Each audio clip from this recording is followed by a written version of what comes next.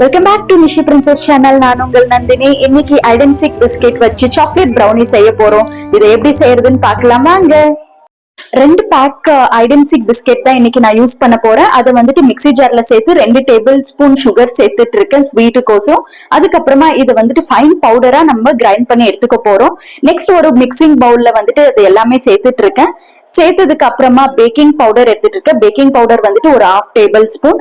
அது கூடவே அரிசி சிரப் சேர்த்துட்டு இருக்கேன். இப்ப எல்லாமே நல்லா மிக்ஸ் பண்ணிக்க போறேன். மிக்ஸ் பண்ணதுக்கு அப்புறமா ஒரு 1/2 கப் மில்க் எடுத்து வச்சிருக்கேன். மில்க் வந்துட்டு தேவைக்கேற்ப கொஞ்சம் கொஞ்சமா பார்த்து நான் மிக்ஸ் பண்ணிட்டு இருக்கேன். எனக்கு கரெக்டா 1/2 கப் சரியா போச்சு. நம்ம தேவைக்கேற்ப நம்ம எடுத்துக்கலாம். இப்போ கேக் பக்குவத்துக்கு நல்லா அதை மிக்ஸ் பண்ணி எடுத்துக்கணும். சோ இப்ப பாத்தீங்கன்னா என்கிட்ட கேக் மேக்கர் இல்ல. நான் வந்துட்டு என்கிட்ட வீட்டுல இருக்கிற ஸ்டீல் பாத்திரம் தான் எடுத்துட்டு இருக்கேன். இந்த மாதிரி ஸ்டீல் பாத்திரத்துல பேக்கிங் பேப்பர் வச்சு எடுத்து யூஸ் பண்ண போறேன். சோ கொஞ்சமா பட்டரை வந்துட்டு எல்லா சைடும் ஸ்ப்ரெட் பண்ணிட்டு அதுக்கப்புறம் பேக்கிங் பேப்பர் மேலுமே பட்டரை வந்துட்டு ஸ்ப்ரெட் பண்ணிட்டு இருக்கேன். இப்ப மிக்ஸ் பண்ணி வச்ச கேக் மிக்சரை வந்துட்டு பட்டர் பேப்பர்ல சேர்த்துட்டு இருக்கேன். கேக் மிக்சர் எல்லாமே ஆட் பண்ணதுக்கு அப்புறமா கொஞ்சம் இன்னும் ஃபிளேவர் கொடுக்கறதுக்கோசரம் நான் டூட்டி ஃப்ரூட்டி வாங்கியிருக்கேன். சோ நான் கடையில தான் வாங்கினேன்.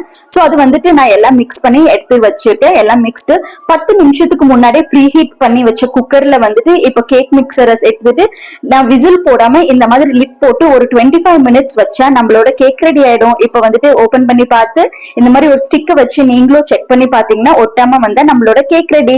ஆற வச்சதுக்கு அப்புறமா இப்ப வந்துட்டு நான் ஒரு கத்தியை எடுத்து ரவுண்டா எல்லா சைடுமே இது பண்ணிட்டு இருக்கேன். நெக்ஸ்ட் வந்துட்டு ஒரு பிளேட்ல வந்துட்டு டிரான்ஸ்ஃபர் பண்ணிட்டு இருக்கேன். பிளேட்ல டிரான்ஸ்ஃபர் பண்ணதுக்கு அப்புறமா மேல இருக்கிற பட்டர் பேப்பரை ரிமூவ் பண்ணிட்டு நான் அரிசி சிரப்ஸ் மேல இன்னுமே ரிச் ஃபிளேவர் கோஸ்டர் சேர்த்துட்டு இருக்கேன். அது கூடவே டூட்டி ஃப்ரூட்டியுமே சேர்த்துட்டு இருக்கேன். சோ சூப்பர் அண்ட் டேஸ்டியான ப்ரௌனி வீட்லயே நம்ம ஈஸியா செய்யலாம்.